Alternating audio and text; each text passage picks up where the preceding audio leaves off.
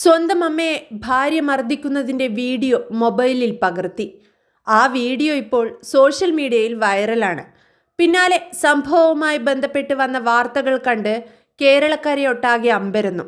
അധ്യാപിക കൂടിയായ ഒരു സ്ത്രീക്ക് എങ്ങനെയാണ് ഇത്രയും ക്രൂരയാകാൻ സാധിക്കുക എന്ന് ആശ്ചര്യപ്പെട്ടു. 80കാരിയായ ഭർത്തൃമാതാവിനെ നിരന്തരം ഉപദ്രവിച്ച സ്കൂൾ അധ്യാപിക ഒടുവിൽ അറസ്റ്റിലായി. തേവലക്കര നടുവിലക്കര കിഴക്കേ വീട്ടിൽ മഞ്ജുമോൾ തോമസ് എന്ന 37കാരിയാണ് ഈ കൊടും ക്രൂരതയ്ക്ക് പിന്നിൽ.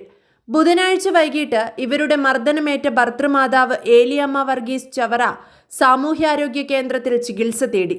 തുടർന്ന് മകൻ ജെയിംസിനും സുഹൃത്തിനുമൊപ്പം പോലീസ് സ്റ്റേഷനിലെത്തി പരാതി നൽകിയതിനെ തുടർന്ന് കഴിഞ്ഞ ദിവസം രാവിലെ വീട്ടിലെത്തി മൊഴി രേഖപ്പെടുത്തി കേസെടുക്കുകയും വൈകുന്നേരം മരുമകളെ അറസ്റ്റ് ചെയ്യുകയുമായിരുന്നു.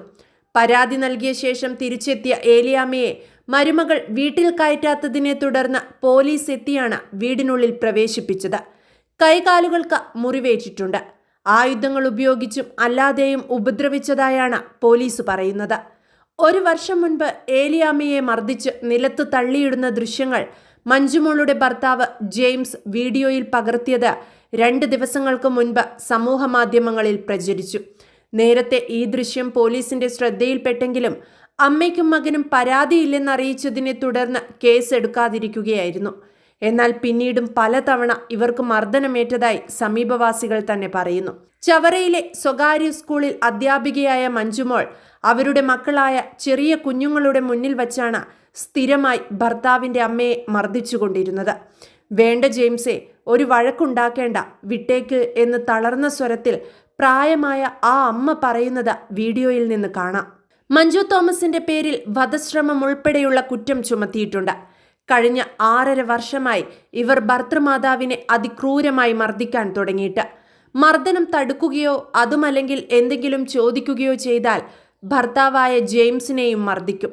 പലതവണ നാട്ടുകാരിടപെട്ട് പ്രശ്നം പരിഹരിച്ചെങ്കിലും പിന്നീടുള്ള ദിവസങ്ങളിൽ വീണ്ടും വീണ്ടും മർദ്ദനം തുടരും. 6 വർഷമായി ക്രൂരമായ മർദ്ദന പീഡനങ്ങൾക്കാണ് താൻ ഇരയായതെന്ന് ഭർത്തൃമാതാവ് തന്നെ വെളിപ്പെടുത്തി. അധ്യാപിക കൂടിയായ പ്രതിയെ വിമർശിച്ചുകൊണ്ട് നിരവധി പേരാണ് ഈ വീഡിയോയ്ക്ക് താഴെ കമന്റുമായി സോഷ്യൽ മീഡിയകളിൽ എത്തുന്നത്.